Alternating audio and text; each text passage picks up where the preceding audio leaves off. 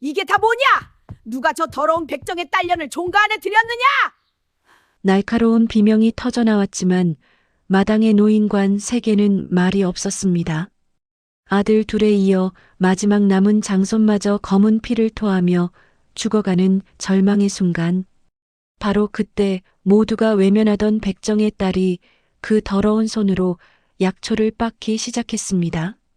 하지만 그들은 몰랐습니다. 모두가 천하다 멸시하던 그 피 묻은 손이 무너지는 종가를 살릴 유일한 약손이 될 줄은. 이야기 시작 전 구독 버튼을 누르시면 큰 복이 옵니다. 좋아요는 건강히 쌓입니다. 이미 누르셨나요? 정말 감사합니다. 그럼 오늘의 사연 시작합니다. 경상도 진주하씨 종가에 초상이 났습니다. 사랑채 마루에는 삼배천이 드리워지고 마당에는 상여를 짜는 목수의 대패 소리가 쩌렁쩌렁 울려 퍼졌지요. 셋째 아들 하윤이 피를 한 사발이나 토하고 숨을 거둔 지 사흘째, 아직 염습도 채 끝나지 않았는데 둘째 아들 하민마저 같은 증세로 자리에 누웠습니다. 한 달 사이에 종가의 남자 셋이 쓰러졌습니다. 인근 새 고을에서 이름께나 날린다는 의원들이 줄줄이 왔다가 하나같이 고개만 절레절레 젓고 돌아갔지요. 종가의 어른들은 무당을 불러 구판을 벌였고 큰 며느리 정씨 부인은 사당에 촛불을 밝혀놓고 매일 밤 치성을 드렸습니다. 그래도 나을 기미는 보이지 않았습니다. 정씨 부인이 사당 앞에서 무릎을 치며 통곡을 했습니다. 아이고 조상님, 하늘이시여, 저희가 대체 무슨 큰 죄를 지었길래 이리도 모질게 대하십니까? 아들 둘을 벌써 데려가시고 이제 마지막 남은 저 아이까지 제발 눈 좀 떠보십시오. 이렇게 빌고 또 비는데 어찌 이리 야속하게 외면만 하십니까? 그 목소리가 담장 너머까지 퍼졌지만 대답하는 것은 바람 소리뿐이었지요. 마지막 남은 장손 하준이 아침에 세수를 하다가 잇몸에서 피가 비쳤습니다. 손끝에 검은 반점이 하나둘 올라오더니 점심때가 되자 미열이 잡혔지요. 300년 종통을 이어온 진주하씨 가문의 핏줄이 이대로 가면 한 달 안에 씨가 마를 판이었습니다. 종가의 노모가 지팡이를 짚고 하준의 방에 들어섰습니다. 노모는 손자의 잇몸을 살피고 손톱 밑에 검은 점을 들여다보더니 한참을 말이 없었지요. 당장 이 조선 팔도에서 제일 용하다는 의원을 찾아오너라. 사람이든 귀신이든 내 손주를 살릴 수만 있다면 뭐든 데려와. 당장. 노모의 목소리는 단단했지만 지팡이를 쥔 손등에 핏줄이 불끈 솟아 있었습니다. 같은 시각 진주 성박 도축장 언저리 움막에서는 21살 먹은 처자가 죽은 소의 배를 가르고 있었습니다. 복년이었지요. 백정 강노쇠의 외딸인 복년은 어릴 때부터 아버지 곁에서 짐승의 뼈를 바르고 내장을 갈랐습니다. 어떤 장기가 곪으면 짐승이 어떤 꼴이 되는지, 어떤 피가 건강한 피고 어떤 피가 썩은 피인지 복년은 글 대신 칼로 배운 사람이었지요. 복년이 소의 간을 들어 올려 냄새를 맡았습니다. 쯧쯧 이거 봐라. 풀독이 단단히 올랐네. 필시 내가 저쪽에 새로 돋은 독초를 뜯어먹었구먼. 복년이 혼잣말을 중얼거리며 간을 내려놓는데 움막 밖에서 다리를 절뚝거리는 소리가 들려왔지요. 13살짜리 남동생 봉석이가 지게에 약초 보따리를 지고 돌아온 것이었습니다. 봉석이가 지게를 내려놓으며 누나를 올려다보았습니다. 누나 오늘도 아무도 안 사줬어. 백정의 딸년이 만진 약초는 더러워서 안 쓴다고 다들 손사래를 치고 난리야. 복년이 피 묻은 손을 치마에 쓱 닦으며 보따리를 풀었습니다. 걱정 마라. 사람이 안 사가면 짐승한테 팔면 되지.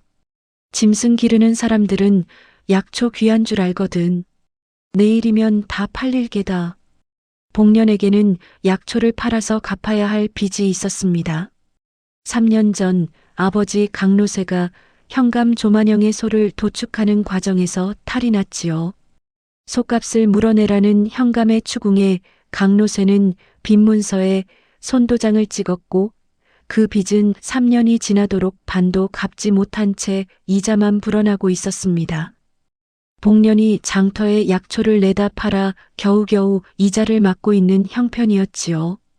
해가 뉘엿뉘엿 넘어갈 무렵 움막 앞에 낯선 사내가 나타났습니다. 하시 종가의 하인 막돌이였지요. 막돌이가 헐레벌떡 달려오더니 복년 앞에 털썩 주저앉았습니다. 복년아, 헉 제발 나 좀 살려다오. 아니지. 우리 큰도련님 좀 살려줘. 막돌이는 1년 전에 팔뚝이 골마 들어가 뼈가 드러날 지경이었는데 아무 의원도 고치지 못한 것을 복년이 짐승뼈 가루와 산 약초를 섞어 고쳐준 적이 있었습니다. 그때의 은혜를 기억하고 달려온 것이었지요. 막돌이가 두 손을 비볐습니다. 우리 큰도련님이 돌아가시게 생겼어. 돌아가신 셋째 도련님처럼 잇몸에서 피가 나고 손끝 발끝이 새까맣게 변하면서 불덩이처럼 뜨거워. 이대로 가면 우리 종가는 정말로 끝장이야. 제발. 복년의 손이 멈추었습니다. 잇몸 출혈에 손발 끝에 검은 반점에 간헐적으로 올라오는 열. 복년의 머릿속에서 무언가가 탁 맞아떨어지는 순간이었지요. 지난 봄에 소 한 마리가 똑같은 증세를 보이다 죽었는데 배를 갈라보니 간이 새까맣게 타 있었습니다. 냇가에 자라는 독초를 오래 뜯어먹은 소였지요. 복년이 자리에서 벌떡 일어섰습니다. 잠깐만. 막돌아, 정신 차리고 잘 들어봐. 그 큰 도련님 평소에 마시는 물이 뭐지? 혹시 우물물을 드셔? 우물물? 그야 매일 드시지. 그래. 그럼 그 우물 주변에 혹시 이상한 나무나 풀 같은 건 없었어? 잘 생각해봐. 막돌이가 고개를 갸웃거렸지만 복년은 이미 약재 보따리를 챙기기 시작했습니다. 복년이 봉석이를 이웃 노파에게 맡기며 말했습니다. 봉석아, 누나 금방 다녀올게. 내일이면 돌아올 테니 밥 굶지 말고 얌전히 기다리고 있어. 알았지? 봉석이가 누나의 소매를 잡아 끌었지요. 누나 안 돼. 양반네 집은 함부로 가는 거 아니라고. 잘못하면 뼈도 못 추린다고 아버지가 그랬잖아. 복년이 동생의 머리를 한번 쓸어주고는 등을 돌렸습니다. 걱정 마라. 병 앞에서는 양반도 상놈도 따로 없는 법이다. 한밤중에 복년이 하시 종가의 후문으로 들어섰습니다. 막돌이가 앞장서서 안내를 했지만 안채 쪽에서 불빛이 확 밝아지더니 정씨 부인이 횃불을 든 하인들을 거느리고 나타났지요. 정씨 부인이 복년을 위에서 아래로 훑어보았습니다. 옷에 밴 짐승 기름 냄새가 코를 찔렀고 치마 자락에는 마른 핏자국이 얼룩져 있었지요. 이게 대체 무슨 냄새냐? 웬 천한 것이 떡하니 서 있어. 어느 놈이 감히 이 신성한 종가에 저 더러운 백정 계집을 끌어들였느냐? 당장 끌어내지 못할까? 정씨 부인의 목소리가 밤 공기를 찢었습니다. 막돌이가 바닥에 머리를 조아렸습니다. 마님, 제발 노여움을 푸시옵소서. 큰 도련님께서 지금 숨이 넘어가십니다. 이 아이가 약초를 잘 알아서 혹시나 해서 데려왔습니다. 내 이놈 닥치지 못할까? 저 천한 것의 더러운 발이 어찌 감히 우리 종가 땅을 밟는단 말이냐? 저것에 손이 닿느니 차라리 내 손으로 큰애를 보내는 게 낫다. 어서 끌어내. 정씨 부인이 복년을 문 밖으로 내치려는 순간 안에서 급한 소리가 터졌습니다. 마님, 큰일 났습니다. 큰 도련님께서 경련을 일으키십니다. 하인 하나가 사색이 되어 뛰어나왔습니다. 정씨 부인의 얼굴에서 핏기가 싹 빠졌지요. 그때 뒤쪽에서 지팡이 소리가 또각또각 울려왔습니다. 노모가 어둠 속에서 모습을 드러냈지요. 노모가 복년을 한번 쳐다보고 정씨 부인을 한번 쳐다보았습니다. 들여보내라. 어머님, 제정신이십니까? 저것은 피 만지는 백정의 딸입니다. 시끄럽다. 내 손주 숨이 당장 넘어가는 판에 백정이면 어떻고 대감이 와도 무슨 소용이냐? 당장 들여보내지 않고 뭘 꾸물거리는 게야. 노모의 호통에 정씨 부인이 입을 다물었습니다. 복년이 하준의 방에 들어섰습니다. 이불 위에서 장손 하준이 온몸을 활처럼 뒤로 젖히며 경련을 일으키고 있었지요. 복년이 성큼 다가가 하준의 손을 잡아 뒤집었습니다. 손톱 밑으로 번진 검은 반점이 손바닥 안쪽까지 올라와 있었지요. 복년이 약재 보따리를 풀며 나지막이 중얼거렸습니다.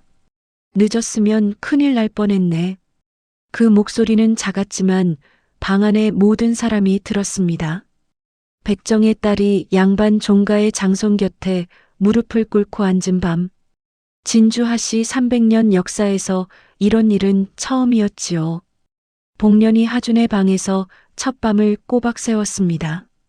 경련이 잦아들 때마다 하준의 입술 사이로 검붉은 침이 흘러내렸고 복년은 그때마다 젖은 수건으로 입가를 닦아주며 맥을 짚었지요.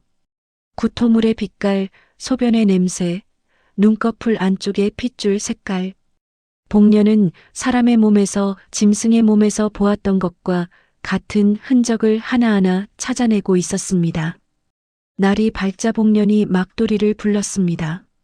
종가 뒷산 북쪽 비탈에 가면 바위 틈에 자줏빛 뿌리가 있을 거야. 손가락 2마디만 한 것으로 10뿌리만 캐와. 막도리가 눈을 껌뻑이며 되물었지요. 자줏빛 뿌리? 그게 약이야? 독을 빼는 데는 그것만 한 게 없어. 해지기 전에 가져와야 해. 막도리가 허겁지겁 뒷산으로 달려갔습니다. 복년은 그 사이에 하준의 방에서 나오지 않았습니다. 약탕기를 방 안에 들여놓고 숯불 위에 직접 약을 달였지요. 짐승의 뼈를 곱게 간 가루에 자줏빛 뿌리를 섞고 거기에 복년만이 아는 비율로 약초 서너 가지를 더했습니다. 하준의 입에 약물을 한 숟가락씩 흘려 넣을 때마다 하준이 목구멍 깊은 데서 신음을 뱉었지요. 이틀째 되는 날 정씨 부인이 안 채 마루에 종가의 어른들을 불러 앉혔습니다. 어른들께 여쭐 말씀이 있사옵니다. 저 백정의 딸이 큰 도련님께 무슨 약을 먹이는지 아무도 모릅니다. 혹여 독을 쓰는 것은 아닌지 어찌 알겠사옵니까? 종가의 작은 할아버지가 수염을 매만지며 고개를 끄덕였지요. 그 말이 틀린 것은 아니야. 아무리 급해도 내력을 모르는 것에 약을 함부로 쓰는 법이 있나? 정씨 부인이 목소리를 한층 낮추었습니다. 게다가 저것의 아비가 조형감께 빚을 진 백정이라 하옵니다. 빚한감을 노리고 종가에 제 발로 기어들어온 것이 아니고 무엇이겠사옵니까? 어른들의 눈빛이 흔들렸습니다. 정씨 부인의 입꼬리가 아주 살짝 아무도 눈치채지 못할 만큼 올라갔지요. 하지만 사흘째 되는 새벽 하준의 경련이 멎었습니다. 열이 서서히 내리기 시작했고 손톱 밑에 검은 반점이 퍼지는 것을 멈추었지요. 노모가 직접 하준의 이마를 짚어보고는 복년을 돌아보았습니다. 복년의 두 눈 아래에 까만 그늘이 내려앉아 있었고 사흘 동안 제대로 한 끼도 먹지 못한 얼굴이 뼈만 앙상했지요. 노모가 하인에게 명했습니다. 이 아이에게 밥상을 차려내와라. 복년이 고개를 숙였습니다. 감사하옵니다만 밥상보다 한 가지 청을 드리고 싶사옵니다. 말해보거라. 소인의 아비가 진 빚을 종가에서 대신 갚아주신다면 소인은 큰 도련님이 완전히 회복하실 때까지 이 방을 지키겠사옵니다. 노모의 눈이 가늘어졌습니다. 돈이 아니라 아비의 빚을 달라는 청이라니. 노모가 잠시 복년의 얼굴을 들여다보더니 고개를 한번 끄덕였지요. 좋다. 그리하마. 정씨 부인이 이 소식을 전해 듣고 안채에서 밥상을 걷어찼습니다. 건방진 것, 은자 10량을 줘도 분수에 넘칠 것이 아비의 빚까지 떠안기다니. 저것이 종가를 흥정판으로 만들고 있어. 정씨 부인의 몸종이 깨진 그릇을 줍다가 손을 베었지만 정씨 부인은 거들떠보지도 않았습니다. 그 무렵 복년은 하준의 방을 지키면서 이상한 것을 하나 발견했습니다. 하인이 가져오는 물동이에 물을 코에 대고 맡았더니 아주 미미하지만 비릿한 냄새가 섞여 있었지요. 장터에서 흔히 맡을 수 있는 약초 냄새가 아니었습니다. 짐승이 독풀을 뜯어먹었을 때 그 짐승의 오줌에서 나던 냄새와 흡사한 것이었지요. 복년이 밤중에 몰래 종가의 부엌으로 내려갔습니다.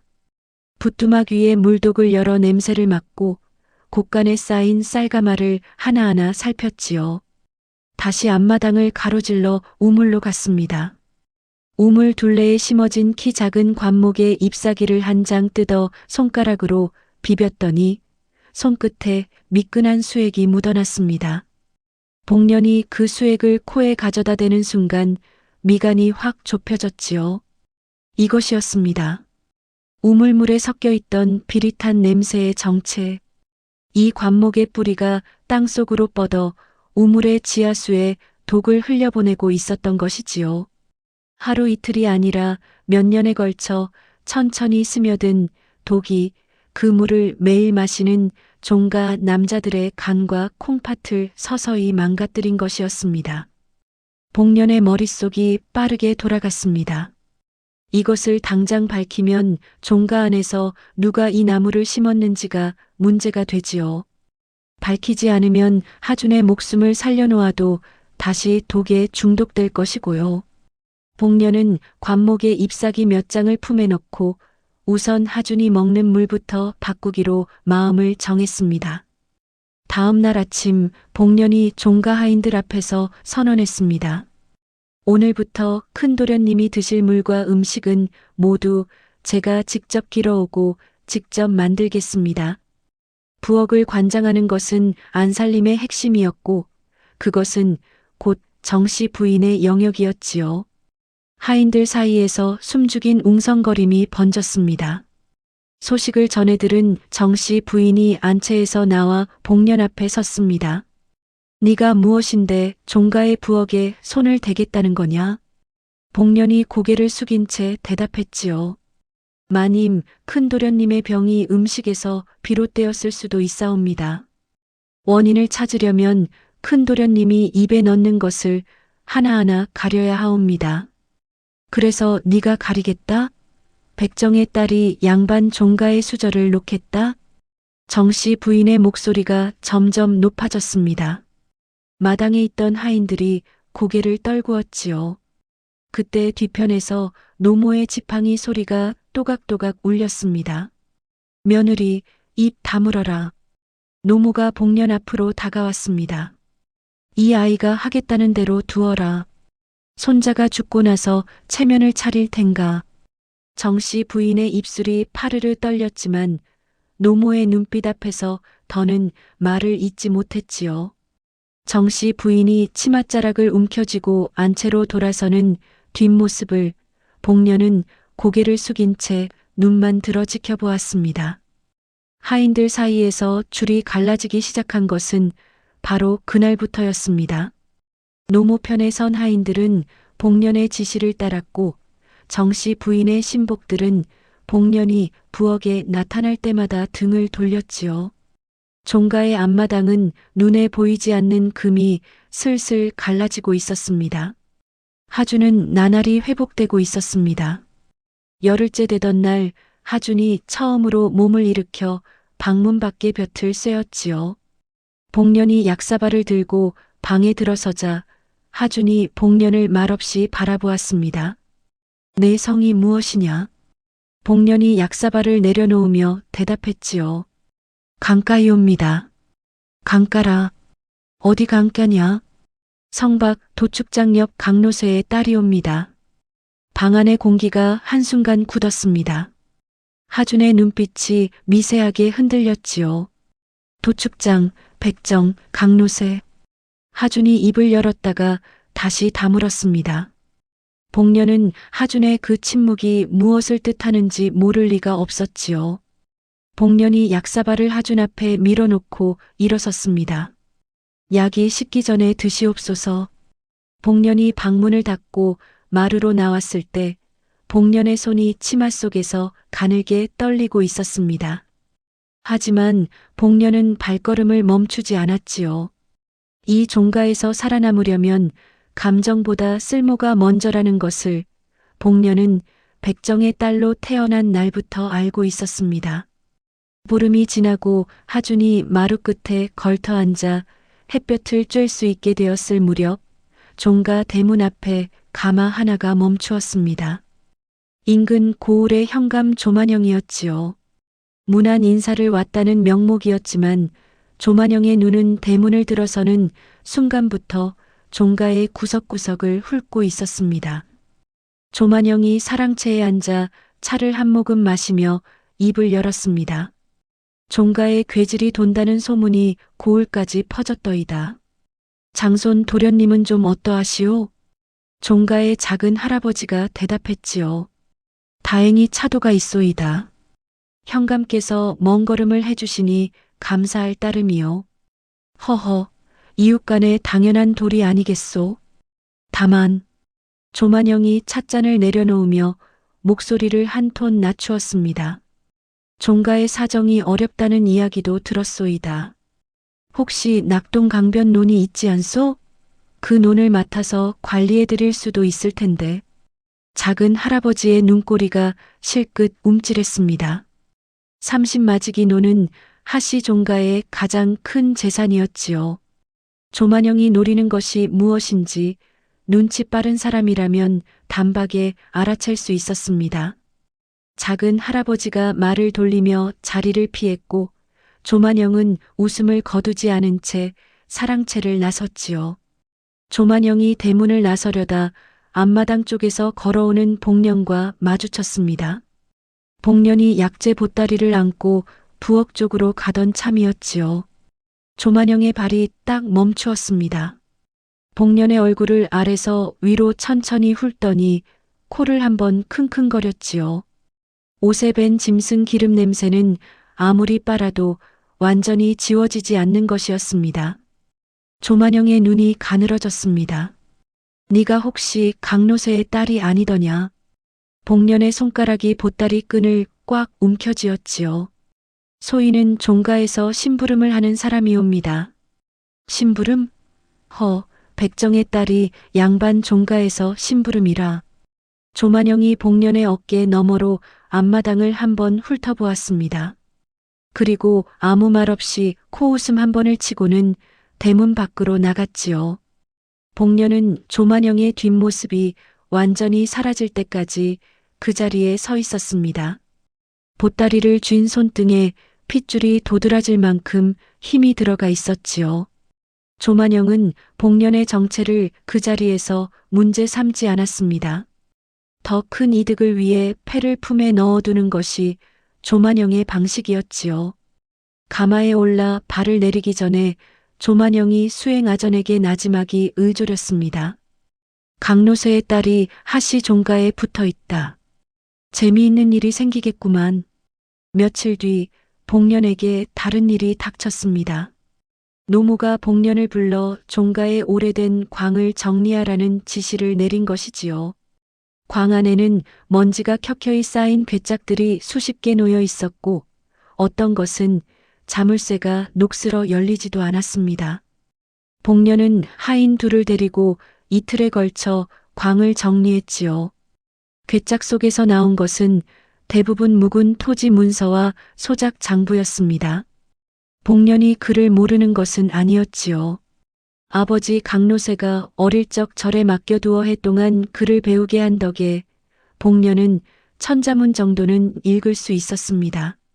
하지만 광의 가장 안쪽 벽에 바짝 붙여놓은 작은 괴짝 속의 문서는 복년의 눈을 의심하게 만들었지요.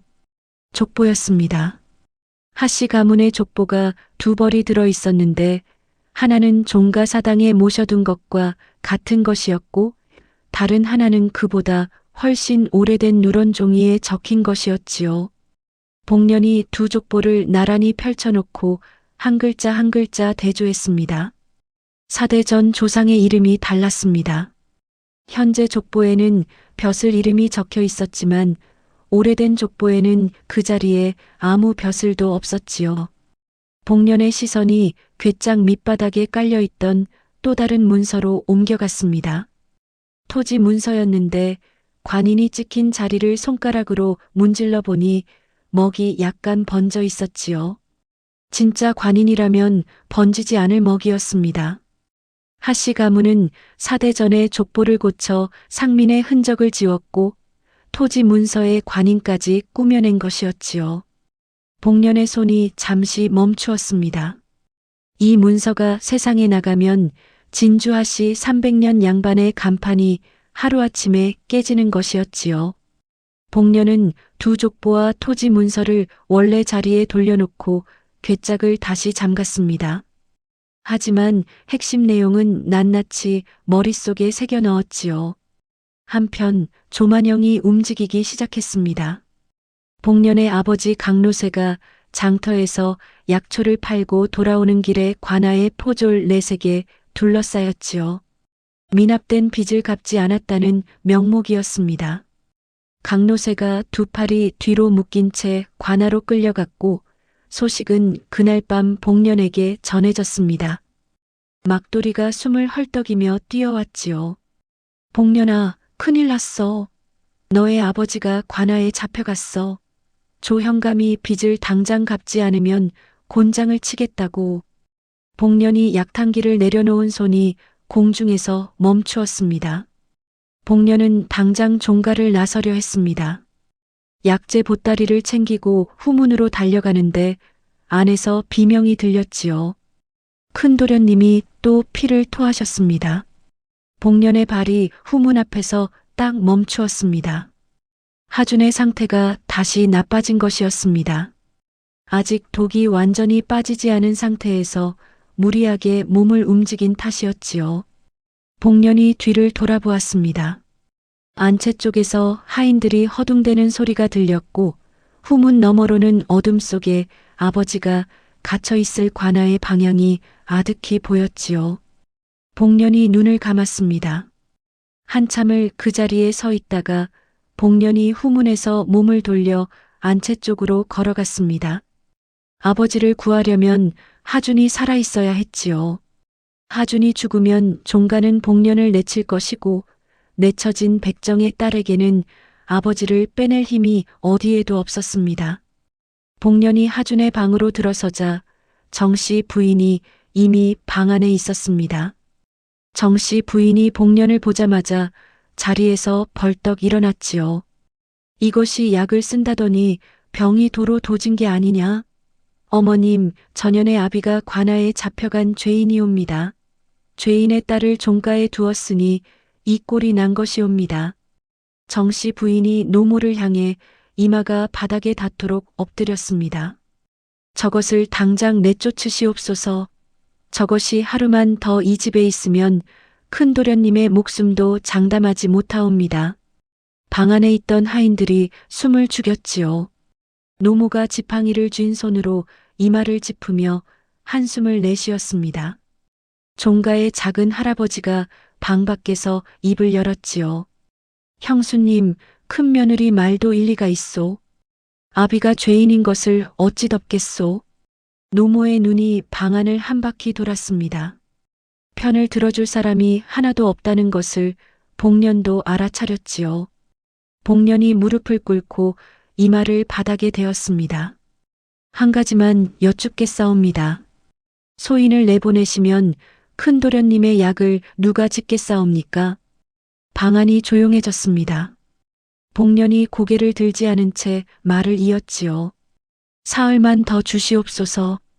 사흘 안에 큰 도련님의 열을 잡지 못하면 소인이 스스로 나가겠사옵니다. 노모가 한참을 말이 없었습니다.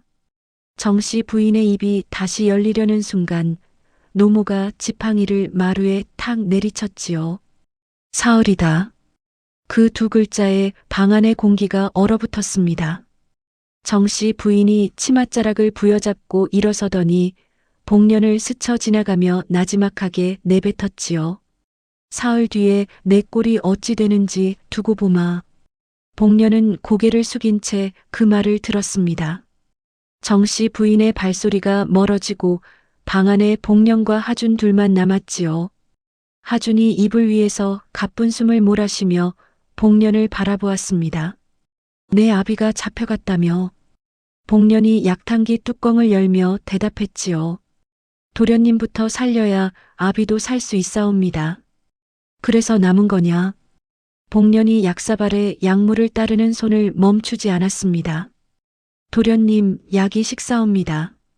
하준이 복년의 얼굴을 한참 들여다보았습니다. 복년의 눈가에 핏줄이 실처럼 터져 있었고 입술은 바짝 말라 갈라져 있었지요. 하준이 약사발을 받아 단숨에 들이켰습니다. 방 밖에서는 바람이 처마 끝을 흔들었고 종가의 밤은 어느 때보다 길었지요. 사흘째 되는 밤이었습니다.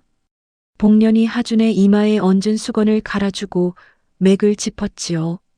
맥이 고르게 뛰고 있었습니다. 열이 잡힌 것이었지요. 복년이 하준의 손톱을 들여다보았습니다. 검은 반점이 더 이상 번지지 않았고 끝자락부터 살색이 돌아오고 있었지요. 복년이 조용히 숨을 내쉬었습니다. 그 숨 한 번에 사흘밤의 무게가 실려 있었지요. 다음 날 아침 노모가 직접 하준의 방에 들어와 손자의 이마를 짚어보았습니다. 열이 깨끗이 빠져 있었지요. 노모가 복년을 돌아보았습니다. 약속대로 사흘 안에 해냈구나. 복년이 고개를 숙였지만 노모는 더 이상의 말 없이 방을 나갔습니다. 그날 밤이었지요. 하인들이 모두 잠자리에 든 깊은 밤, 복년이 하준의 방 앞 마루에서 쪽잠을 자고 있는데 인기척이 났습니다. 노모가 지팡이도 없이 맨발로 마루를 걸어오고 있었지요. 복년이 벌떡 일어나 무릎을 꿇자 노모가 손을 내저었습니다. 조용히 해라. 너한테 할 이야기가 있다. 노모가 복년을 데리고 간 곳은 종가 뒤뜰의 작은 정자였습니다. 달빛이 정자 마루에 비스듬히 깔려 있었고 마당의 풀벌레 소리만 가늘게 울렸지요. 노모가 정자 마루에 앉더니 복년에게도 앉으라고 턱짓을 했습니다. 복년이 마루 끝에 걸터 앉았지요. 노모가 먼 산을 바라보며 입을 열었습니다. 내가 이 종가에 시집 온 것이 46해 전이다. 복년이 고개를 숙인 채 들었지요. 나는 한양 역관의 딸이었다. 양반이 아니야. 중인이지. 복년의 고개가 살짝 올라갔습니다. 노모가 복년을 돌아보지 않고 말을 이었지요. 역관의 딸이 양반 종가에 시집 온 것도 별난 일이었지. 시어른들이 나를 어떻게 받겠느냐. 네가 지금 겪는 것과 다르지 않았다. 복년의 입술이 가늘게 떨렸지만 아무 말도 하지 않았습니다. 그런 내가 46해를 버텨서 이 자리에 앉은 거야. 버티는 법은 하나밖에 없더라. 쓸모가 있어야 해. 노모가 그제야 복년을 똑바로 바라보았습니다.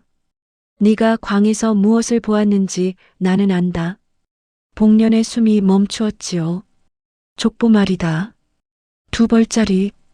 복년이 바닥에 이마를 대려하자 노모가 손으로 복년의 어깨를 눌렀습니다. 엎드리지 마라. 듣기만 해. 노모의 목소리가 낮아졌습니다. 이 집안이 양반이 된 것은 4대 전이다. 그 전에는 상민이었어. 족보를 고치고 관인을 꾸며서 양반 행세를 시작한 거지. 나는 시집 올 때 시아버지한테 직접 들었다. 이 비밀을 무덤까지 가져가라고. 풀벌레 소리가 유난히 크게 울렸지요.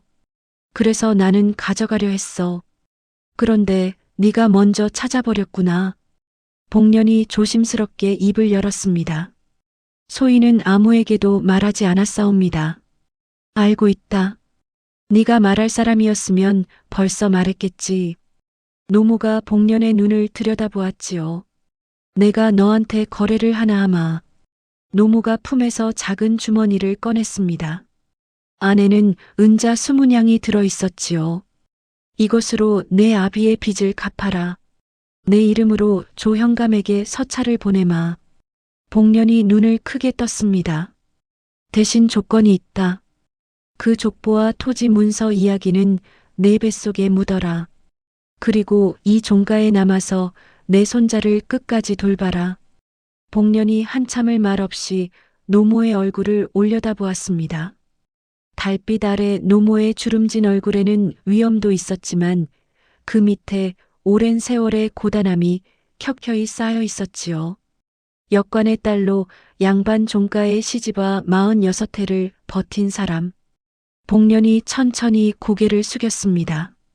분부대로 하겠사옵니다. 노모가 고개를 한번 끄덕이고 자리에서 일어섰지요. 정자를 나서던 노모가 걸음을 멈추고 뒤를 돌아보았습니다. 복년아. 예. 이 집에서 내 편은 나 하나뿐이다. 그걸 잊지 마라. 노모가 어둠 속으로 사라졌고 복년은 정자 마루에 홀로 앉아 한참 동안 은자 주머니를 쥐고 있었습니다. 사흘 뒤 노모의 서찰과 은자 20냥이 관아에 도착했습니다. 하씨 종가의 노모가 직접 보낸 서찰인지라 조만영도 함부로 할 수 없었지요. 조만영이 서찰을 읽으며 코웃음을 쳤습니다. 종가 노마님이 백정의 빚을 대신 갚으시겠다? 세상에 별일 이다 있군. 조만영이 아전을 불렀지요. 빚은 받되 강로세를 바로 풀어주지는 마라. 이틀만 더 가도 현감 나으리 빚을 갚았는데 더 가두면 내가 가두라면 가두는 거야. 조만영이 서찰을 탁자 위에 내동댕이 쳤습니다. 하지만 조만영에게도 계산이 있었지요. 하씨 종가의 노모를 적으로 돌리면 고을 양반들의 눈총을 받을 터였습니다. 이틀 뒤 조만영이 강로세를 풀어주며 한마디를 던졌지요. 강로세, 내 딸이 대단한 줄을 붙였더구나. 하씨 종가가 얼마나 오래 내 딸을 품어줄지 두고 보마. 강로세가 고개를 숙인 채 관아 문을 나섰고 조만영은 그 뒷모습을 팔짱을 낀 채 지켜보았습니다. 복년은 아버지가 풀려났다는 소식을 듣자마자 곧바로 다음 일에 착수했습니다. 괴질의 근원을 뿌리째 뽑아야 했지요. 복년이 노모의 허락을 받아 종가의 하인 넷을 데리고 우물가로 갔습니다. 복년이 우물 둘레에 심어진 관목의 뿌리를 파헤치기 시작했지요. 곡괭이로 땅을 파들어가자 관목의 뿌리가 우물 벽돌 틈새를 비집고 지하수 쪽으로 뻗어 있는 것이 드러났습니다. 복년이 뿌리를 잘라 단면을 살폈지요. 잘린 단면에서 미끈한 수액이 흘러나왔고 바로 그 비릿한 냄새가 코를 찔렀습니다. 이겁니다. 복년이 잘린 뿌리를 들어보이며 말했지요. 이 나무의 독이 뿌리를 타고 우물물에 스며든 겁니다. 하루 이틀이 아니라 몇 해에 걸쳐서요. 이 물을 매일 드신 도련님들의 몸속에 독이 쌓인 겁니다. 하인들이 서로 얼굴을 쳐다보았습니다. 노모가 관목을 가리키며 물었지요. 저것을 누가 심었느냐? 하인 하나가 머리를 극적이며 대답했습니다. 5년 전에 큰마님께서 꽃이 예쁘다고 한양에서 가져오신 것이옵니다. 정씨 부인이었지요. 마당에 모인 사람들의 시선이 일제히 안채 쪽으로 쏠렸습니다. 정씨 부인이 안채에서 나와 관목을 보더니 얼굴이 하얗게 질렸지요. 내가 저것을 심은 것은 맞다만 독이 있는 줄은 꿈에도 몰랐다. 이것이 무슨 날벼락이냐? 정씨 부인의 다리가 풀려 마당에 주저앉았습니다. 복년이 나섰지요. 마님께서 모르셨던 것은 소인도 압니다. 이 나무는 꽃만 보면 독이 있는 줄 알 수가 없사옵니다. 뿌리를 캐서 속을 갈라보아야 아는 것이옵니다. 복년의 말에 마당의 공기가 한결 누그러졌습니다. 정씨 부인이 복년을 올려다보았지요. 그 눈빛에는 분노도 고마움도 수치심도 뒤엉켜 있었습니다. 복년은 관목을 뿌리째 뽑아내고 우물을 메운 뒤 종가 뒤뜰에 새 우물을 파는 작업을 직접 지휘했습니다. 사흘에 걸쳐 새 우물이 완성되었고 복년이 첫 두레박에 물을 떠서 코에 대고 맡았지요. 비릿한 냄새가 없었습니다. 복년이 두레박을 내려놓으며 말했습니다. 이제 됐습니다. 하준의 건강이 눈에 띄게 좋아지기 시작한 것은 새 우물을 판 뒤부터였지요. 얼굴에 핏기가 돌고 마루 끝에서 마당까지 걸어 나올 수 있게 되었습니다. 종가의 하인들 사이에서 복년을 보는 눈빛이 달라지기 시작했지요. 천한 것이라고 수군거리던 입들이 하나둘 닫히고 대신 복년이 시키는 일을 군말 없이 따르는 손들이 늘어났습니다. 복년은 멈추지 않았습니다. 아버지가 풀려나고 하준의 병이 나았다고 해서 끝이 아니었지요. 조만영이 물러선 것이 아니라 한 발 뒤로 빠져서 지켜보고 있다는 것을 복년은 알고 있었습니다. 복년은 장터를 드나드는 보부상들과 곡물상들에게 조용히 귀를 기울이기 시작했지요. 조만영이 관아곡간의 쇠곡을 빼돌려 사사로이 쓰고 있다는 이야기가 보부상들 사이에서 흘러나왔습니다. 복년은 그 이야기를 하나하나 기억에 새겨두었지요. 언제 쓸지는 몰랐지만 반드시 쓸 날이 올 것이라는 것을 복년은 알고 있었습니다. 종가의 뒤뜰에서 새 우물물이 맑게 솟아오르고 있었고 복년의 눈에도 처음으로 여유라는 것이 비쳤지요. 복년이 종가에 발을 들인 지 꼬박 7년이 지났습니다. 17이 된 복년의 키가 훌쩍 자라 이제는 부엌 선반 위의 항아리를 거뜬히 꺼낼 수 있었지요. 얼굴에서 아이의 살이 빠지고 처자의 윤곽이 또렷해진 복년은 종가의 살림을 눈에 띄게 바꿔놓고 있었습니다. 복년이 가장 먼저 손을 댄 것은 종가 뒷산의 약초밭이었어요. 하준의 병을 고치며 뒷산 구석구석을 누빈 덕에 복년은 이 산에 어떤 약초가 어디에 자라는지 손바닥보다 꿰고 있었지요.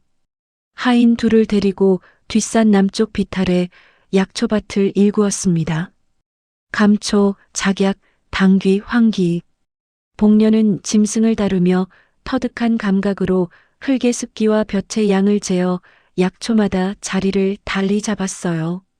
석 달 뒤 첫 수확한 약초의 질이 장터의 어떤 약재산 것보다 좋았지요. 복년은 약초만 판 것이 아니었습니다. 아버지 강노세가 짐승의 뼈를 다루는 솜씨를 살려 소뼈와 녹각을 곱게 갈아 가루로 만들었어요. 뼈가루는 의원들 사이에서 귀한 약재로 통했고 복년은 이것을 진주장터의 약재상 세 곳에 도매로 넘겼지요. 종가의 텅 비었던 광 하나가 약재 창고로 바뀌었고 달마다 은자가 차곡차곡 쌓이기 시작했습니다. 하준이 복년이 정리한 장부를 펼쳐보고는 눈이 둥그레졌지요. 복년아, 이것이 정녕 석 달치 수입이란 말이냐? 내 눈을 믿을 수가 없구나. 복년이 장부를 거두며 대답했어요. 예. 이대로만 가면 쌀농사 반년치와 맞먹사옵니다. 하준이 장부를 내려놓으며 복년을 바라보았습니다. 10살 때 처음 보았던 계집아이가 어느새 장부를 거머쥔 처자가 되어 있었지요. 네가 아니었으면 이 종가가 어찌 되었을지 모르겠다. 정말이지 고맙다, 복년아. 복년이 대답 대신 고개만 살짝 숙였습니다. 종가의 빚이 모두 청산된 것은 복년이 온 지 10달째 되던 때였어요. 노모가 복년을 불러 장부를 확인하고는 지팡이를 탁 내려놓았지요. 허허, 이 종가에 네가 복덩이로 굴러들어올 줄은 하늘도 몰랐을 게다. 복년이 절을 올리자 노모가 흐뭇하게 고개를 끄덕이며 돌아섰습니다. 복년은 동생 봉석이를 종가 근처 서당에 보냈어요. 14살이 된 봉석이는 다리를 절었지만 머리가 영특한 소년이었지요.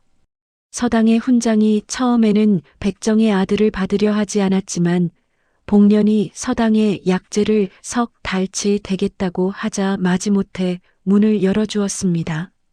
아버지 강노세에게는 종가의 외양간을 맡기어 우마를 돌보는 일을 시켰지요. 강노세가 짐승을 다루는 솜씨는 타고난 것이어서 종가의 소와 말이 눈에 띄게 살이 올랐습니다. 그의 여름 큰일이 터졌어요. 인근 새 마을에 전염병이 번진 것이었습니다. 처음에는 아이들이 설사를 하더니 열흘 만에 어른들까지 줄줄이 자리에 눕기 시작했지요. 관아의 의원 둘이 마을에 내려갔지만 속수무책이었고 하루에 2~3명씩 죽어나갔어요. 소식이 종가에 닿았을 때 복년이 하준을 찾아갔습니다. 도련님, 마을에 사람들이 죽어나가고 있사옵니다. 종가의 약재를 풀어 백성들을 도와도 되겠사옵니까? 하준이 복년의 얼굴을 살폈지요. 17살 처자의 눈에 단단한 결심이 서려 있었습니다. 가거라. 네가 해야 한다고 생각하면 망설이지 마라. 복년이 고개를 숙이고 돌아서는데 하준이 뒤에서 한마디를 더했어요. 몸부터 상하지 않게 조심하거라. 네가 쓰러지면 안 된다. 복년이 약재 보따리를 2짐이나 지고 마을로 내려갔습니다. 막돌이와 하인 셋이 그 뒤를 따랐지요. 마을에 도착한 복년이 가장 먼저 한 것은 우물물을 끓이라는 짓이었어요. 여러분, 지금부터 물을 그냥 마시면 절대로 안 됩니다. 반드시 팔팔 끓여서 식힌 뒤에 마셔야 합니다. 마을 사람들이 고개를 갸웃거렸지요. 물을 끓여 마시라니 그게 무슨 해괴한 소리요? 그것도 어디서 온 처자가. 복년이 마을 사람들 앞에서 2 손을 들어 보였습니다. 제가 짐승의 배를 가를 때 손을 끓인 물로 씻지 않으면 고기가 금방 썩어버립니다. 사람의 몸도 똑같습니다. 이 병은 물을 타고 들어오는 것이에요.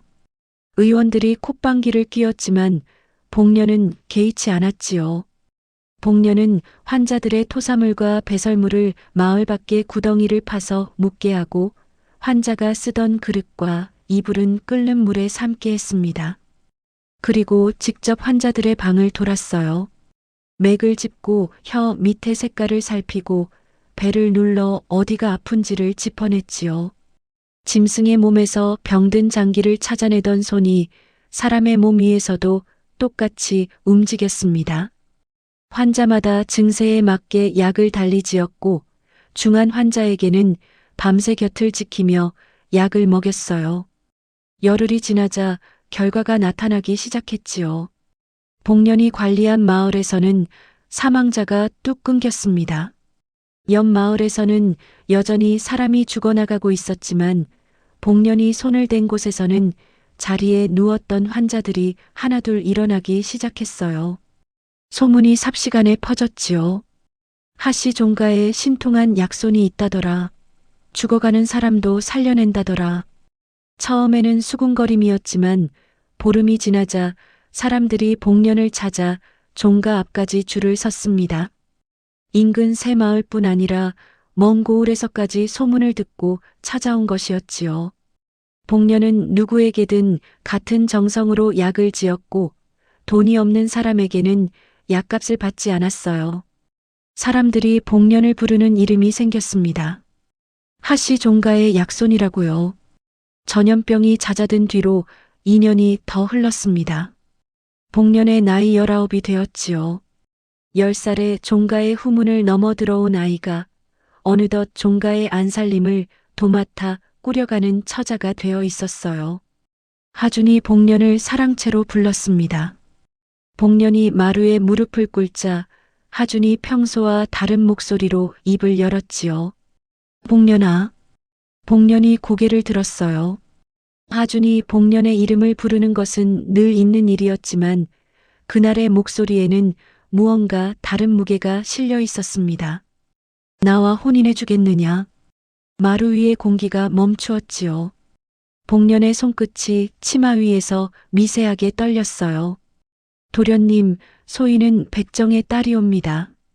알고 있다. 다 알고 청하는 것이다. 종가에서 허락하지 않으실 것이옵니다. 할머니께서 이미 허락하셨다. 복년이 하준의 눈을 올려다보았습니다. 하준의 눈이 흔들리지 않고 복년을 똑바로 보고 있었지요. 9해 전 백정의 딸이라는 말에 입을 다물었던 그 남자가 지금은 복년에게 혼인을 청하고 있었어요. 복년이 한참 동안 말이 없었습니다. 이윽고 복년이 천천히 이 말을 받아게 되었지요. 부족한 사람이오나 분부를 따르겠사옵니다. 하준의 입꼬리가 아주 조금 올라갔어요. 복년이 고개를 들었을 때 19살 처자의 눈가가 붉어져 있었지만 입술은 꾹 다물고 있었습니다. 혼례는 종가의 가래에 따라 치러졌지요. 인근 양반가의 혼인 소식이 퍼졌고 수군거림이 담장 너머로 넘실거렸어요. 하씨 종가가 드디어 미쳤나 보구먼. 백정의 딸을 종부로 앉히다니. 그래도 그 처자가 종가를 살린 것은 사실 아니냐? 대단한 여인이야. 살리긴 뭘 살려. 천한 피가 들어갔으니 앞으로 꼴이 어찌 될지 두고들 보게. 혼례 당일 정씨 부인은 안채에서 나오지 않았습니다. 복년이 족두리를 쓰고 하준의 곁에 나란히 앉았을 때 안채의 문은 굳게 닫혀 있었지요. 노모가 사당에 고하고 혼례를 주관했고 종가의 하인들이 마당에 잔치상을 차렸어요. 혼례가 끝나고 복년이 신방에 들기 전 뒷뜰을 한 바퀴 돌았습니다. 새로 판 우물에서 물 한 바가지를 떠서 마셨지요. 물이 참 맑았어요. 복년이 빈 바가지를 우물 돌담 위에 올려놓고 안채로 돌아갔습니다. 가을바람이 종가의 처마 끝을 스치고 지나갔고 감나무에 달린 감이 붉게 익어가고 있었지요. 혼례 이듬해 가을, 복년이 아들을 낳았습니다. 20살의 종부가 낳은 종가의 대를 이을 귀한 아이였지요. 노모가 아이를 받아 안고는 입가에 웃음을 지었고 하주는 아이의 작은 손가락을 쥐며 한참을 내려다보았어요. 종가 마당에 금줄이 걸렸고 하인들이 팥죽을 쑤어 이웃에 돌렸습니다. 그런데 아이의 울음소리가 어딘가 이상했지요. 갓난아이의 울음이라면 쩌렁쩌렁 울려야 하는데 이 아이는 목구멍에 무언가가 걸린 듯 그르렁거리며 울었어요. 복년이 아이의 입안을 들여다보았습니다.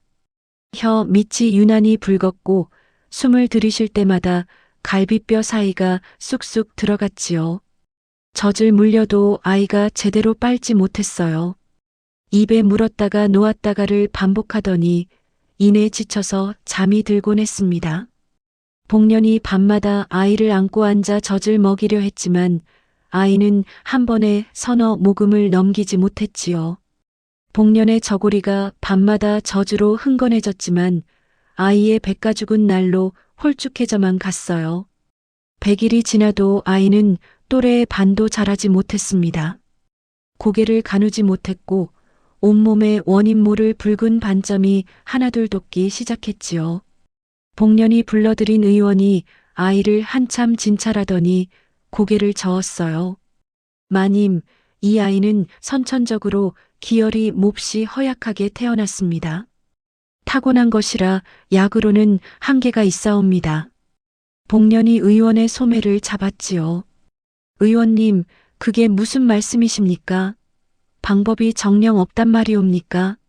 제발 우리 아이 좀 살려주시옵소서. 의원이 복년의 손을 뿌리치지는 않았지만 대답 대신 깊은 한숨만 내쉬었습니다. 복년은 자신이 아는 모든 약재를 동원했어요. 녹각가루에 황기를 섞어 다리고 작약과 감초를 배합하여 아이의 입에 한 방울씩 흘려 넣었지요. 밤이면 아이의 등을 쓸어주며 숨소리를 세었고 새벽이면 아이의 손톱 색깔을 살폈습니다. 10살 때부터 짐승의 생사를 가늠하던 눈이 이제는 제 아이의 생사를 가늠하고 있었지요. 그래도 아이의 상태는 조금도 나아지지 않았어요. 정씨 부인이 움직이기 시작한 것은 아이가 100일을 넘긴 직후였습니다. 정씨 부인은 안채의 몸종을 시켜 하인들 사이에 이야기를 흘렸지요. 그것 봐라. 천한 피가 섞이니 저런 병약한 아이가 태어난 거야. 하늘이 내린 벌이지. 백정의 딸년이 종부 자리에 앉은 벌. 몸종이 부엌에서, 빨래터에서, 장작더미 앞에서 같은 이야기를 반복했어요.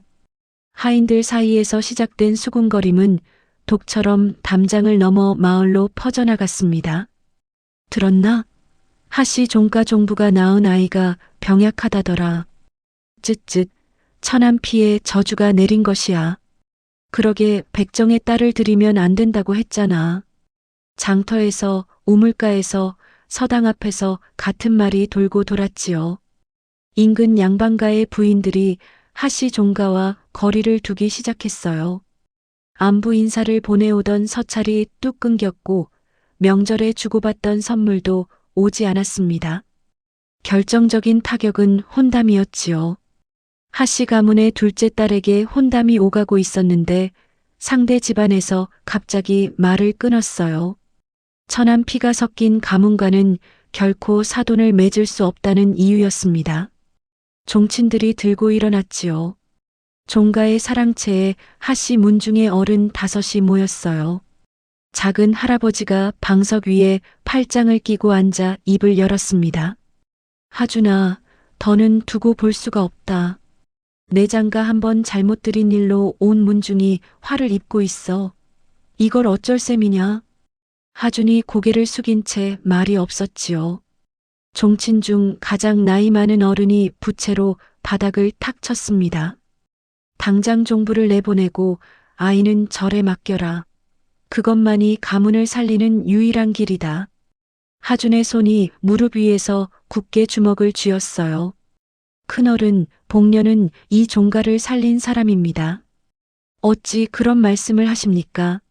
살린 것은 알아. 하지만 지금은 바로 그 여인 때문에 종가가 뿌리째 흔들리고 있잖느냐. 그것도 모르겠느냐? 하준이 자리에서 일어서며 입을 열었지요.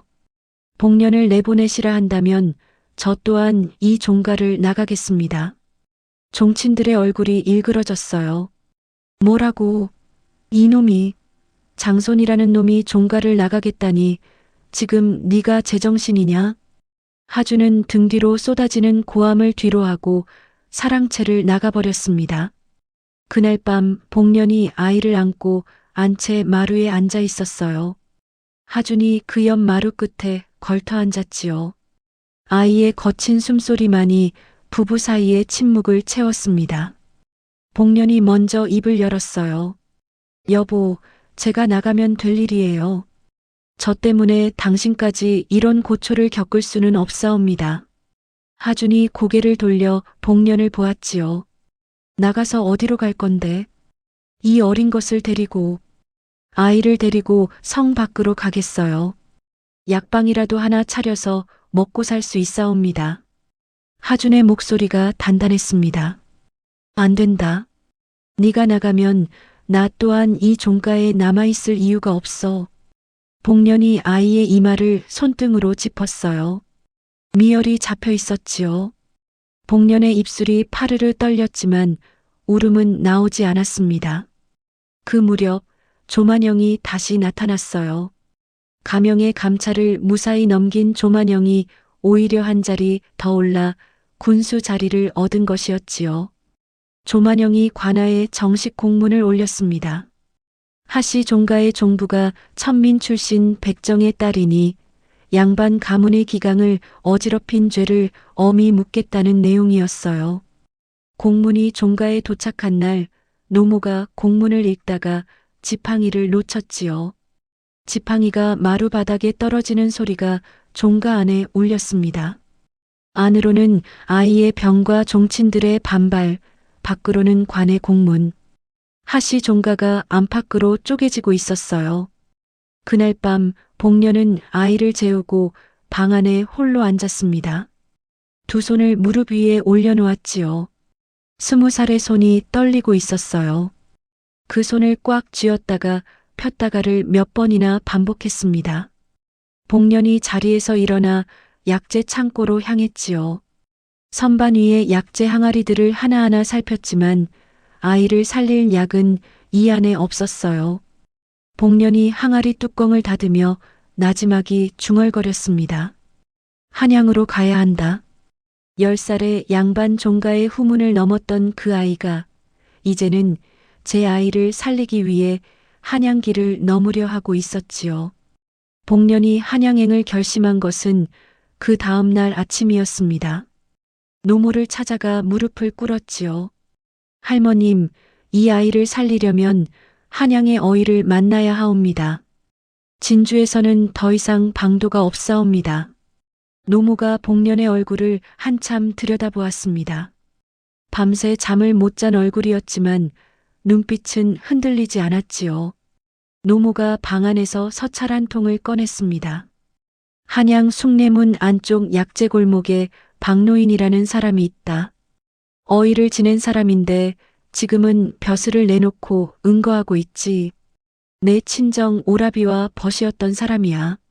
노모가 서찰을 복년에게 내밀었지요. 이 소개장을 가져가거라. 박노인이라면 아이를 살릴 방도를 알지도 모른다. 노모가 품에서 노자를 꺼내 복년의 손에 쥐어주었습니다. 은자 열량이었지요. 복년이 은자를 받아들고 이마를 바닥에 대었습니다. 반드시 아이를 살려 돌아오겠사옵니다. 노모가 지팡이를 쥔 손으로 복년의 머리를 한번 쓸었지요. 그 손길이 잠깐 멈추었다가 떨어졌습니다.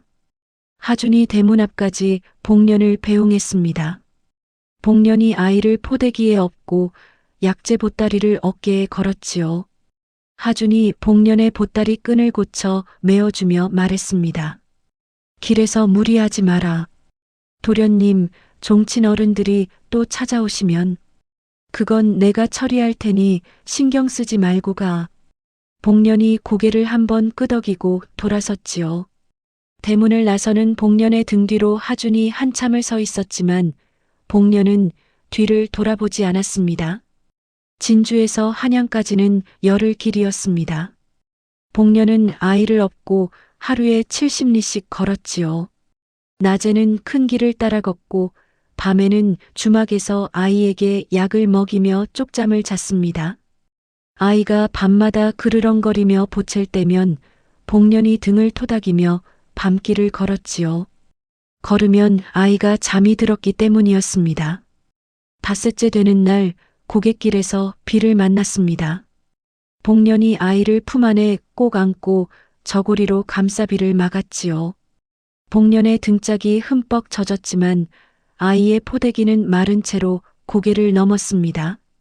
고개 아래 주막에 도착했을 때 복년의 입술이 파랗게 질려 있었지요. 주막 주인이 물 한 사발을 내밀었지만 복년은 물보다 먼저 아이의 이마에 손등을 대어 열을 확인했습니다. 열흘째 되는 날 해질 무렵 복년이 한양 숭례문 앞에 섰습니다. 약재 골목을 찾아 골목 안쪽 허름한 기와집 앞에 도착했지요. 대문에 아무 표시도 없었지만 마당에서 약 다리는 냄새가 솔솔 풍겨 나왔습니다. 복년이 대문을 두드렸지요. 문을 연 것은 머리가 하얗게 센 노인이었습니다. 박노인이었지요. 복년이 노모의 소개장을 내밀자 박노인이 서찰을 펼쳐 읽었습니다. 박노인의 눈이 서찰 위에서 천천히 움직이더니 복년의 등에 업힌 아이에게로 옮겨갔지요. 들어오너라. 박노인이 아이를 마루에 눕히고 진찰을 시작했습니다. 맥을 짚고 배를 누르고 혀 밑을 살피고 손톱과 발톱의 색깔을 하나하나 확인했지요. 복년이 마루 끝에 무릎을 꿇고 앉아 박노인의 손끝을 눈도 깜빡이지 않고 지켜보았습니다. 진찰이 끝나기까지 한 시즌이 넘게 걸렸지요. 박노인이 아이를 복년에게 돌려주며 입을 열었습니다. 선천적으로 혈기가 모자란 아이다. 태어날 때부터 피를 만드는 힘이 약해서 온몸에 피가 제대로 돌지 못하는 것이야. 복년이 두 손으로 아이를 안으며 물었지요. 고칠 수 있사옵니까? 당장 낫게 하는 약은 없다. 하지만 박노인이 약장 앞으로 가서 서랍을 열었습니다. 녹용과 당귀, 숙지황을 배합하여 오래 달여 먹이면 혈기가 차츰 차오를 수 있어. 다만 석 달, 넉 달이 아니라 해를 넘겨 꾸준히 먹여야 한다. 복년의 눈빛이 달라졌지요. 그 처방을 알려주시옵소서. 박노인이 먹을 갈아 처방전을 적어주었습니다. 복년이 처방전을 받아들고 한 글자 한 글자 읽어내려가다가 고개를 들었지요. 여기에 사슴의 피를 쓰면 어떻겠사옵니까? 박노인의 붓이 멈추었습니다. 사슴의 피? 복년이 약재 보따리를 풀어 안에서 작은 항아리 하나를 꺼냈지요. 길을 오는 동안 산골 사냥꾼에게서 구한 사슴의 생피였습니다. 소인이 짐승을 다루며 안 것이 있사옵니다. 사슴의 피에는 짐승을 살찌우는 기운이 있사옵니다. 녹용이 뿔이라면 이것은 뿔 속의 피이옵니다. 녹용보다 빨리 기운이 돌 것이옵니다. 박노인이 항아리를 받아 뚜껑을 열고 냄새를 맡았습니다. 한참을 생각하더니 고개를 끄덕였지요. 일리가 있구나. 어이로 있을 때는 생각지 못한 방법이야. 짐승의 몸을 아는 네가 아니면 떠올릴 수 없는 처방이로다. 복년이 박노인의 처방에 사슴의 생피를 더하여 독자적인 약을 만들었습니다. 그날 밤부터 아이에게 새 약을 먹이기 시작했지요. 한양에 머무는 동안 복년은 약만 지은 것이 아니었습니다. 박노인에게 조만영의 공문 이야기를 꺼냈지요. 경상도에 조만영이라는 군수가 있사옵니다. 그자가 저의 출신을 들어 종가를 압박하고 있사옵니다. 박노인이 찻잔을 내려놓으며 물었습니다. 조만영? 그 이름 어디서 들어본 듯한데. 관아의 세곡을 빼돌리는 자이옵니다. 소인이 장터에서 모은 증거가 있사옵니다. 복년이 품에서 접은 종이 여러 장을 꺼냈습니다. 진주 장터의 곡물상들에게서 받아낸 거래 기록이었지요. 조만영이 관아의 세곡을 빼내 사사로이 팔아넘긴 날짜와 수량이 적혀 있었습니다. 박노인이 기록을 한 장 한 장 넘겨보더니 고개를 끄덕였지요. 내가 아는 사람이 가명에 있다.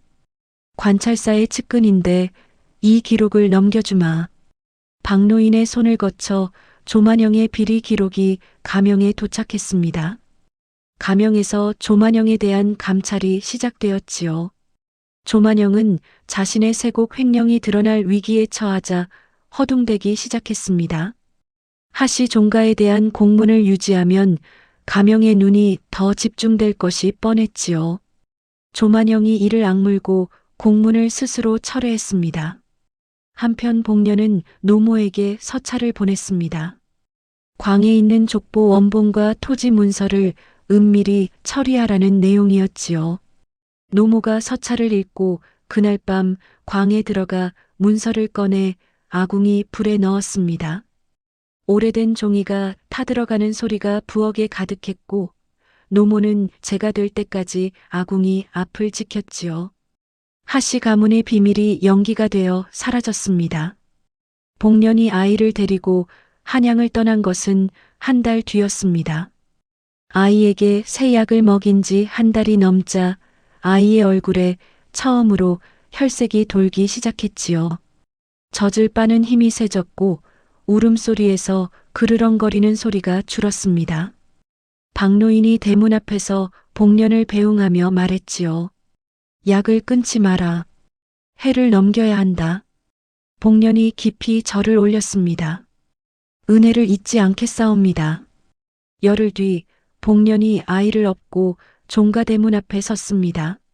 막돌이가 가장 먼저 뛰어나왔지요. 복년아, 아이가 아이 얼굴 좀 봐. 아이의 볼에 분홍빛이 돌고 있었습니다. 소식을 들은 하인들이 마당으로 쏟아져 나왔고 하준이 대청마루에서 신발도 신지 않고 뛰어내려왔지요. 하준이 복년 앞에 서서 아이의 얼굴을 들여다보았습니다.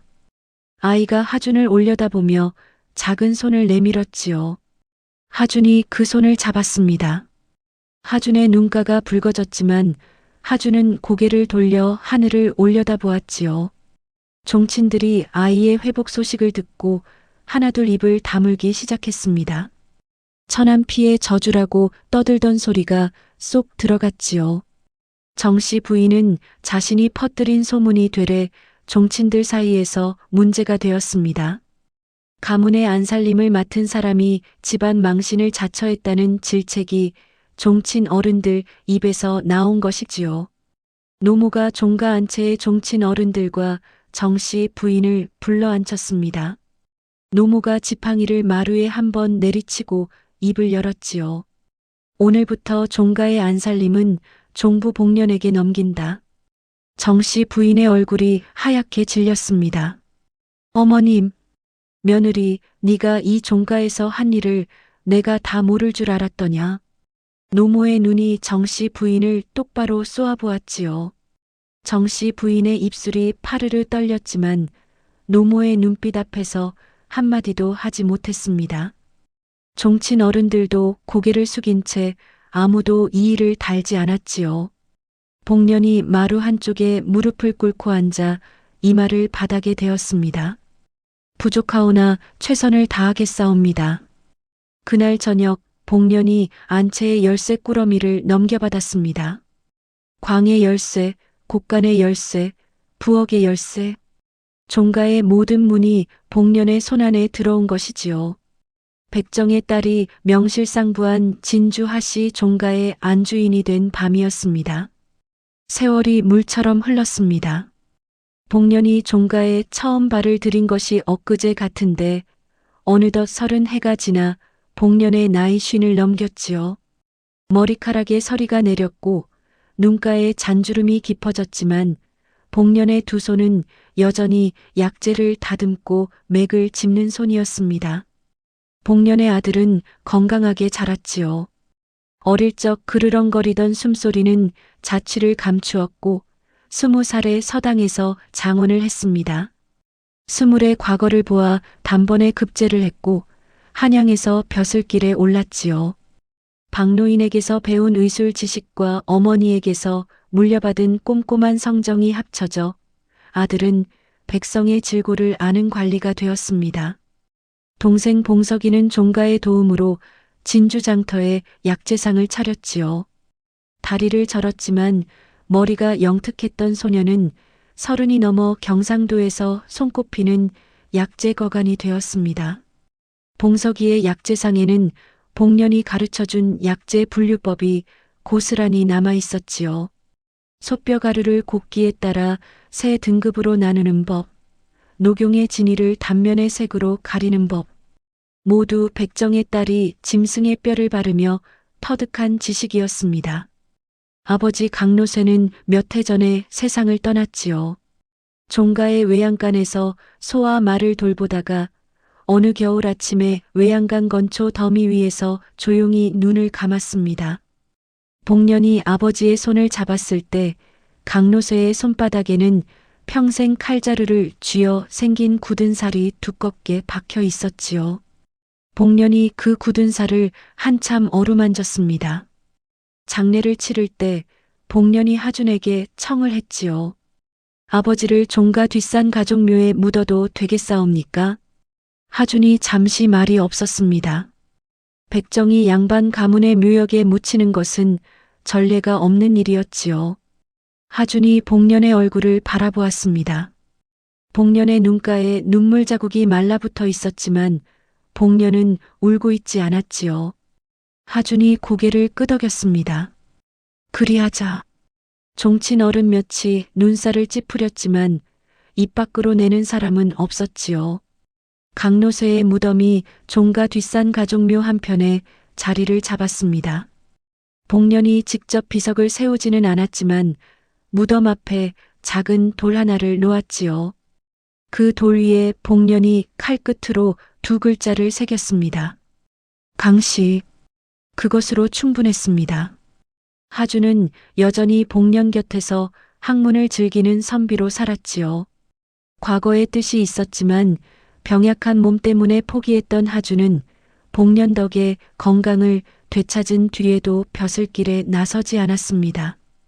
대신 종가의 사랑채에서 마을 아이들에게 글을 가르쳤지요. 양반의 아이든 상민의 아이든 가리지 않고 가르쳤는데 이것은 복년의 영향이었다고 마을 사람들은 수군거렸습니다. 부부는 저녁이면 뒤뜰의 감나무 아래에 나란히 앉아 해가 지는 것을 보곤 했지요. 말이 많은 부부는 아니었습니다. 하준이 책을 읽고 복년이 약재를 다듬고 가끔 한마디씩 주고받는 것이 전부였지요. 그래도 감나무 아래 두 사람의 그림자가 하나로 겹치는 시간은 종가에서 가장 고요한 시간이었습니다. 정씨 부인은 만년의 병을 얻었지요. 다리에 힘이 빠져 걷지 못하게 되었고 안채에서 누운 채 천장만 바라보는 날이 이어졌습니다. 하인들이 정씨 부인의 방에 밥상을 들여놓고 나왔지만 밥상은 그대로 식어가기 일쑤였지요. 복년이 어느 날 정씨 부인의 방문을 열고 들어갔습니다. 약사발을 들고 있었지요. 정씨 부인이 고개를 돌려 복년을 보았습니다. 한때 복년을 천한 것이라 부르며 내쫓으려 했던 그 눈이 이제는 주름 속에 묻혀 힘없이 복년을 올려다보고 있었지요. 왜 왔느냐? 정씨 부인의 목소리가 갈라져 있었습니다. 복년이 약사발을 정씨 부인의 머리맡에 내려놓으며 대답했지요. 약을 지어왔사옵니다, 마님. 내가 너한테 한 짓을 모르는 것이 아닐 텐데. 복년이 정씨 부인의 등 뒤에 베개를 받쳐주며 말했습니다. 병은 양반 상놈 안 가리는 것이옵니다. 원수도 안 가리지요. 정씨 부인의 눈시울이 붉어졌지요. 복년이 약사발을 들어 정씨 부인의 입에 가져다 대었습니다. 정씨 부인이 고개를 돌리지 않고 약을 받아 마셨지요. 그 뒤로 복년은 매일 정씨 부인의 방에 약을 다려 날랐습니다. 정씨 부인이 세상을 뜬 것은 그의 겨울이었지요. 숨을 거두기 전날 밤 정씨 부인이 복년의 손을 잡았습니다. 복년이 그 손을 잡아주었지요. 두 사람 사이에 무슨 말이 오갔는지는 아무도 모릅니다. 다만 다음 날 아침 복년이 정씨 부인의 방에서 나왔을 때 복년의 눈가가 젖어 있었다는 것만 하인들이 기억하고 있었지요. 조만영은 가명의 감찰 이후 파직되어 고향으로 낙향했습니다. 관복을 벗고 빈손으로 돌아간 조만영에게 어느 날 보따리 하나가 배달되었지요. 보따리를 풀어보니 약재가 가지런히 담겨 있었고 그 위에 작은 쪽지가 놓여 있었습니다. 기력이 쇠하실 때 다려 드시옵소서. 보낸 사람의 이름은 적혀 있지 않았지만 조만영은 이 약재가 어디서 온 것인지 알았지요. 조만영이 보따리를 한참 내려다보다가 마당에 쪼그려 앉았다는 이야기만 전해집니다. 노년의 복년은 종가 뒤뜰에 작은 약방을 열었습니다.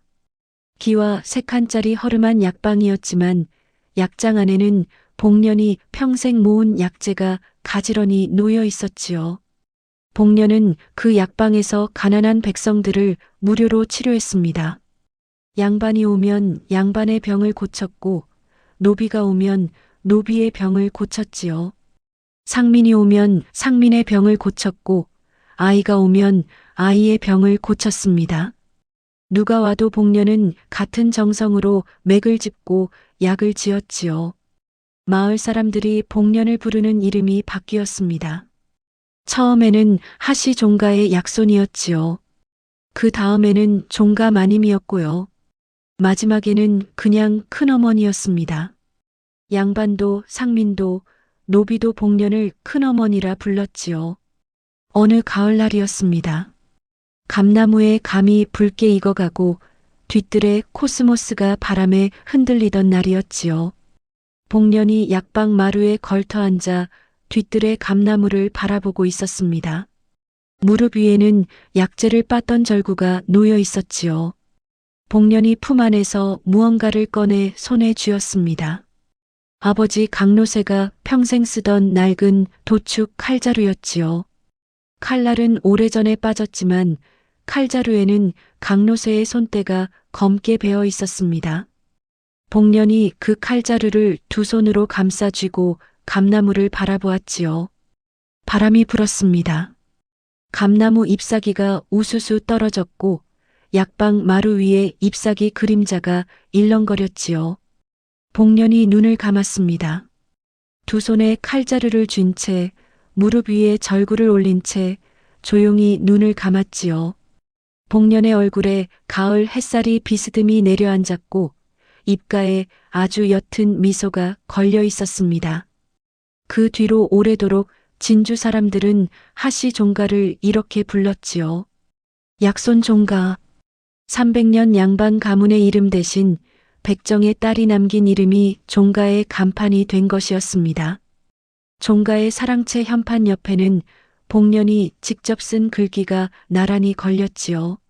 사람의 귀함은 피에 있지 않고 손에 있다. 복년의 글씨는 반듯하지 않았습니다. 서당에서 배운 글씨가 아니라 약방에서 처방전을 쓰며 익힌 글씨였으니까요. 그래도 그 글귀 앞을 지나는 사람마다 걸음을 멈추었다고 합니다. 진주 장터의 늙은 약재상이 손자에게 이야기를 들려주었지요. 그 종가에는 백정의 딸이 있었단다. 짐승의 뼈를 바르던 손으로 사람을 살리고 양반 가문을 일으켜 세웠지. 족보가 사람을 만드는 게 아니야. 사람이 족보를 만드는 거란다. 손자가 고개를 갸웃거렸지요. 할아버지, 그 사람 이름이 뭐예요? 복년이라고 했다. 강복년. 약재상 노인이 장터 너머 하시 종가 쪽을 바라보았습니다. 종가 뒤뜰의 감나무가 먼 데서도 보였지요. 감이 붉게 익어 있었습니다. 해마다 그 감나무에는 유난히 감이 많이 열렸는데 마을 사람들은 그것을 두고 이렇게 말했지요. 큰어머니가 남기고 간 약손의 덕이라고. 백정의 딸 복년의 이야기가 여기서 끝이 났습니다. 돌이켜보면 복년에게는 대단한 무기가 없었지요. 명문가의 족보도 높은 벼슬의 뒷배도 금은 보화도 없었습니다. 복년에게 있었던 것은 짐승의 뼈를 바르며 익힌 두 손의 감각과 어떤 멸시에도 꺾이지 않는 단단한 마음 하나뿐이었지요. 그 두 손으로 죽어가는 사람을 살렸고 무너지는 가문을 일으켰고 자신을 짓밟던 세상의 편견 앞에 묵묵히 답을 내놓았습니다. 우리네 삶도 크게 다르지 않을 것입니다. 세상이 정해놓은 자리가 아니라 내 두 손으로 무엇을 짓느냐가 결국 나를 만드는 것이지요. 복년이 남긴 그 한 줄의 글귀를 오늘 밤 베갯머리에 한번 떠올려 보시기 바랍니다. 사람의 귀함은 피에 있지 않고 손에 있다고요. 오늘 이야기가 가슴에 깊은 울림을 주었다면 잊지 마시고 구독과 좋아요 꼭 눌러주십시오. 여러분의 작은 정성이 모여 더 재미나고 깊이 있는 이야기들이 세상을 향해 뻗어나갈 수 있습니다. 끝까지 함께 해주신 분들께 진심으로 감사드리며 여러분의 따뜻한 생각이나 소감을 댓글 한 줄 남겨주시면 제게 큰 힘이 됩니다. 감사합니다. 오늘도 우리네 삶에 신비로운 복이 넝쿨째 굴러들어오길 바라며 다음에도 구수하고 깊은 이야기 보따리 들고 찾아오겠습니다. 자, 여러분의 안방에도 일터에도 마음에도 복 나와라 뚝딱.